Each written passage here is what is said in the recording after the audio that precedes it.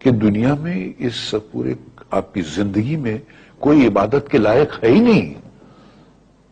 कोई बादशाह हो, कोई भी कैसा भी हो, पैगंबर हो, रसूल हो, कुछ भी हो, वो इबादत के लायक है ही नहीं, सिर्फ अल्लाह। ये मखसूस है अल्लाह के लिए।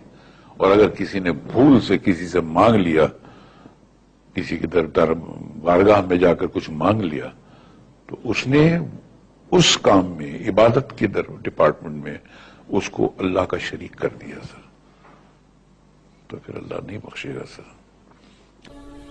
ये भगवान को आप बनाए? जी हाँ, अपने इन हाथों से। आप भगवान को बनाया कि भगवान आपको? भैया, भगवान ने हम सबको बनाया है, हमने तो सिर्फ इनकी मूर्तियां बनाई है। काहे बनावा तो उसकी मूर्त? ताकि हम इनकी पूजा कर सके, अपनी सुख दुख की बातें कर सके। करे भीतर ट्रांसमीटर फिट है का? भगवान तक बात पहुंचत कैसे है हा? अरे भगवान को किसी ट्रांसमीटर की जरूरत नहीं पड़ती, वो डायरेक्टली सुन लेता है। डायरेक्टली सुनत है तो फिर ये मूर्त की क्या जरूरत है? अरे क्या करूं इसका यार, धंधा बंद करवाएगा क्या? कि ऊपर वाले के साथ आपका जो कनेक्शन है वो डायरेक्ट है। मंदिरों में चढ़ावा तब आता है जब आप उस मंदिर की मूर्ति को परमात्मा होने का दर्जा दे देते हैं, क्योंकि लोग समझते हैं कि साक्षात परब्रह्म परमात्मा इस मूर्ति में विराजमान है जी। वो अपनी उनकी श्रद्धा का एक तरह से दोहन होता है, और वो बेचारे भोले भाले लोग वहां पर चढ़ावा चढ़ाते हैं, मनौती बनाते हैं, और यहाँ आकर के परमात्मा की तुम पूजा करोगे, तुम्हारे मनोरथ पूरे होंगे, तुम एक दुकान खोल लेते हो। और सबसे अहम किताब हिंदू धर्म में है वेद। जब हम वेद पढ़ते हैं, यजुर्वेद में लिखा हुआ है, पाठ नंबर 32 मंत्र नंबर 3 में, न तस्य प्रतिमा अस्ति, उस भगवान, उस खुदा की कोई भी प्रतिमा नहीं है, कोई भी बुत नहीं है, कोई भी स्टैच्यू नहीं है, स्कल्पचर नहीं है, फोटोग्राफ नहीं है, पेंटिंग नहीं है।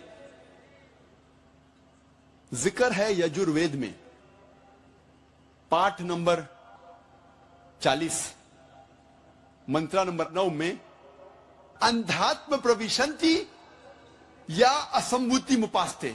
यह संस्कृत श्लोक है जिसके मानी है अंधात्म, अंधकार में, प्रविशंति, दाखिल हो रहे हैं।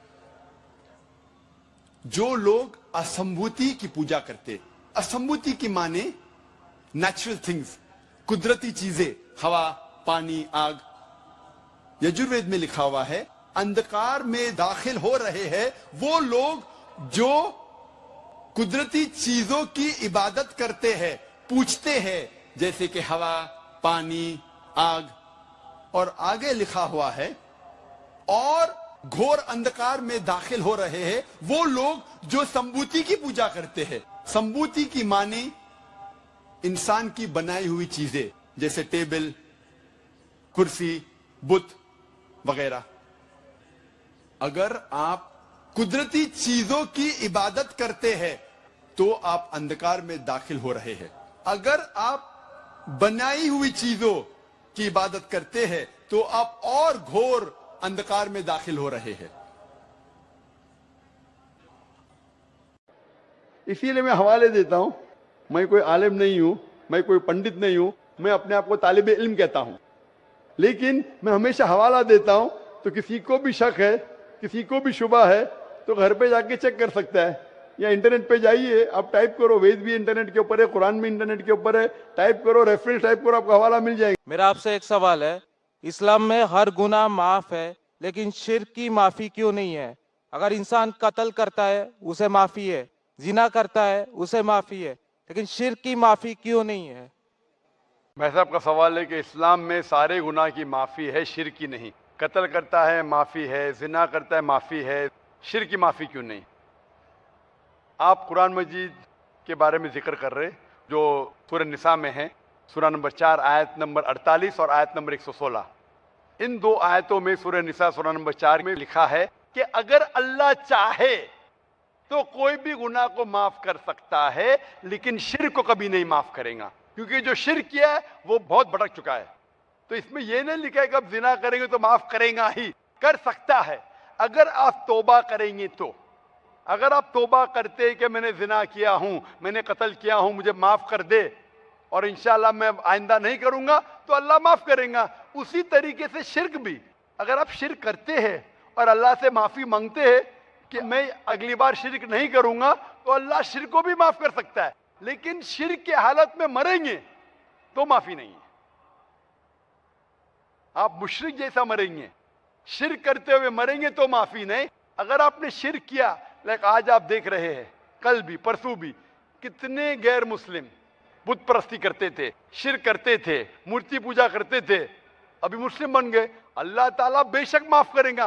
और जिस दिन आप इस्लाम कबूल किए, आपके पिछले गुनाह सारे माफ, आपका स्लेट क्लीन। मैं माशाल्लाह अभी 46 साल का हूं, अच्छे काम करता हूं, इंसान हूं, गलतियां भी करता हूं।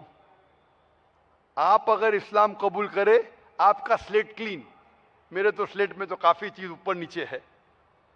अगर आप इस्लाम कबूल करें तो अल्लाह के रसूल फरमाते आपके सारे गुनाह माफ, स्लेट इज क्लीन। तो आप एक साफ सुथरे मुसलमान बनते। इसके बाद हिसाब किताब शुरू होगा। मैं पूछना चाहता हूं, आप मूर्ति पूजा में मानते भाई साहब? जी मानते हैं। क्यों, आपको लगता नहीं गलत है? आप क्या हिंदू है? जी आपके मजहबी किताब में लिखा है, छंदों के उपनिषद में, चैप्टर नंबर 6, अध्याय नंबर 2, श्लोक नंबर 1, एकम अद्वितीयम, खुदा एक है, उसके अलावा कोई नहीं है। लिखा है श्वेताश्वेतार उपनिषद में, अध्याय नंबर 6, मंत्र नंबर 9, नाचस्य कसी जनिता न चदीपा। उस ईश्वर, उस भगवान का कोई रब नहीं, उसके कोई वालदेन नहीं। लिखा है श्वेताश्वेतार उपनिषद में, चैप्टर नंबर 4, मंत्र नंबर 19 में, न तस्य प्रतिमा अस्ति। उस ईश्वर, उस भगवान की कोई प्रतिमा नहीं, कोई पेंटिंग नहीं, कोई फोटोग्राफ नहीं, कोई मूर्ति नहीं, कोई बुत नहीं। लिखा है यजुर्वेद में, चैप्टर नंबर 32, वर्ष नंबर 3 में, मंत्र नंबर 3 में, न तस्य प्रतिमा अस्ति। उस ईश्वर, उस भगवान की कोई प्रतिमा नहीं, कोई पिक्चर नहीं, कोई पेंटिंग नहीं, कोई फोटोग्राफ नहीं, कोई बुत नहीं, कोई मूर्ति नहीं। तो साफ तौर पे कई जगह आप हिंदू की मजहबी किताब में लिखा है कि मूर्ति पूजा गलत है। तो क्यों आप मूर्ति पूजा करते भाई साहब? जी, इस बारे में मुझे सही तालीम नहीं है, मुझे थोड़ा वक्त चाहिए। मैं इतने हवाले दे रहा हूं कि आपको लगता है कि मैं फेंकते जा रहा हूं। हवाले के हवाले दे रहा हूं, आप नोट कीजिए। जी आप लाइब्रेरी में जाइए, आपको वेद नहीं मिलता है तो हमारी लाइब्रेरी में जाओ, इस्लामिक रिसर्च फाउंडेशन। हमारे इस्लामिक रिसर्च फाउंडेशन में आपको वेद का तर्जुमा मिलेगा, महाभारत का तर्जुमा मिलेगा, भगवत गीता के कम से कम 30 तर्जुमे मिलेंगे, बाइबल मिलेगा, बाइबल का तर्जुमा मिलेगा, कुरान का तर्जुमा मिलेगा, हदीस का तर्जुमा मिलेगा। मैं नहीं जानता हूं कहीं भी हिंदुस्तान में इतने मजहबी किताब का तर्जुमा मौजूद है। इस्लामिक रिसर्च फाउंडेशन में फ्री लाइब्रेरी, एयर कंडीशन में बैठो, फ्री पढ़ो। इंशाअल्लाह आपको चाय पानी भी दूंगा मैं। चाय पानी रिश्वत नहीं है, तो क्या आप ठंडे दिमाग से, कभी ठंडा दूंगा कभी चाय पानी, तो आप अच्छे दिमाग से रिसर्च कीजिए। हमारे पास कंप्यूटर सॉफ्टवेयर है, आप क्या जानना चाहते हैं वेद के ऊपर बटन दबाओ, मिलेगा आपको। किधर लिखा है मूर्ति पूजा हराम है? बटन दबाओ, कंप्यूटर में निकलेगा बाहर। वेद के कंप्यूटर सॉफ्टवेयर है, बाइबल के कंप्यूटर सॉफ्टवेयर है, कुरान के कंप्यूटर सॉफ्टवेयर है, हदीस के। तो मैं आपसे दरखास्त करता हूं कि आप रिसर्च कीजिए कि खुदा एक है, रिसर्च कीजिए कि मूर्ति पूजा गलत है, रिसर्च कीजिए कि आखिरी पैगंबर मोहम्मद सल्लल्लाहु अलैहि वसल्लम है। और मैं दुआ करता हूं कि आपको हक जल्दी मिलेंगे ताकि आप इस दुनिया और आखिरत में सफलता पाए। आप वादा देते जिंदगी में मूर्ति पूजा नहीं करेंगे? खुदा को मानता हूँ, अल्लाह पाक को, निराकार है, उसका कोई आकार नहीं है। मूर्ति पूजा लोग करते हैं, लोगों की आस्था बढ़ती है, करने दो, जो करते हैं करते हैं। आप करते? मैं खुदा को मानता हूँ, दरगाह पे भी जाता हूँ, मंदिर पे भी जाता हूँ। कोई जाना कोई गलत नहीं है। गलत जगह पे जाना गलत है, सही जगह पे जाना सही है। आपको अगर अल्लाह की इबादत करना है तो जाइए मस्जिद में। मस्जिद मतलब सिजदा की जगह, जहां नमाज पढ़ी जाती है, उस जगह को क्या कहते हैं? मस्जिद। आप मस्जिद जाओ, वो सही जगह है। मस्जिद जाके अल्लाह की इबादत करो, वो सही है। उसके अलावा आप गलत जगह जाएंगे तो आप सही रास्ता नहीं पाएंगे। इसीलिए मैं कहता हूं आपको सिर्फ अल्लाह की इबादत करना चाहिए, मूर्ति पूजा नहीं करना चाहिए और अल्लाह के पैगंबर पे मानना चाहिए।